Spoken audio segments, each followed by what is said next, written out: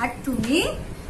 আমি যাচ্ছি রাঙা ঘোড়ার পাশ, হাঁক দিয়ে তোমার পাশে। রাস্তা থেকে ঘোড়ার ঘুরে ঘুরে রাঙা দুলায় মেয়ে ঘুরিয়ে আসে। হলো সূর্যি নামে পাটে, এলেন যেন জোড়া দিঘির মাঠে।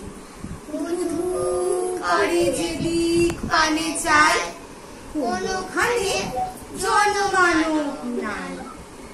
তুমি জানো আপন মনে চাই, হায় পেয়েছ বাচ্চা। এলেন কোথা? আমি বলি ভয় করো না মাগো, ওই দেখা যায় মরা নদীর সোতা। চোর কাটাতে মাঠ রয়েছে ঢেকে, মাঝখানেতে পথ গিয়েছে বেঁকে। গরু বাছুর নেই কোনোখানে, সন্ধ্যা হতে গেছে গায়ের পানে। আমরা কোথায় যাচ্ছি কি তা জানে, অন্ধকারে দেখা যায় না ভালো। দিঘির ধারে ওই যে কিসের আলো, এমন সময় হারে ওই যে কারা আসতেছে ডাকছে রে। তুমি ভয় পালকিতে এক কোণে ঠাকুর দেখতে স্মরণ করছো মনে।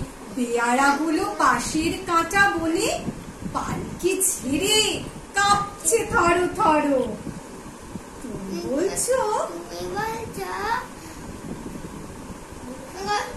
ভয় কেন মা করো, হাতে লাঠি মাথায় ঝাঁকড়া চুল, কানে তাদের গোজা জবার ফুল।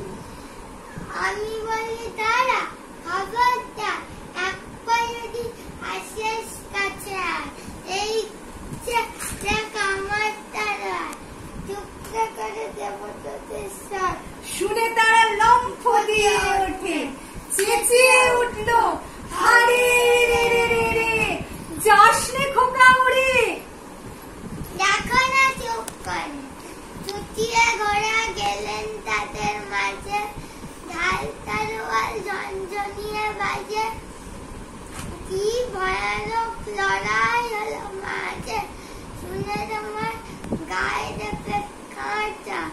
কত লোক যে পারি হলো ভাই, কত লোকের মাথা পড়লো কাটা। এত লোকের সঙ্গে লড়াই করে খোকা গেলই বুঝে মরে।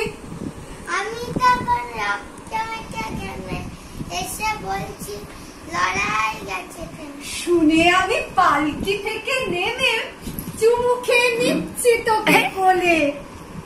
রোজ কত কি ঘটে যাহা তাহা, এমন কেন সত্যি হয় না আহা।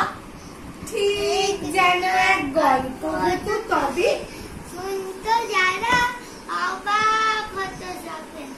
দাদা বলতো কেমন করে হবে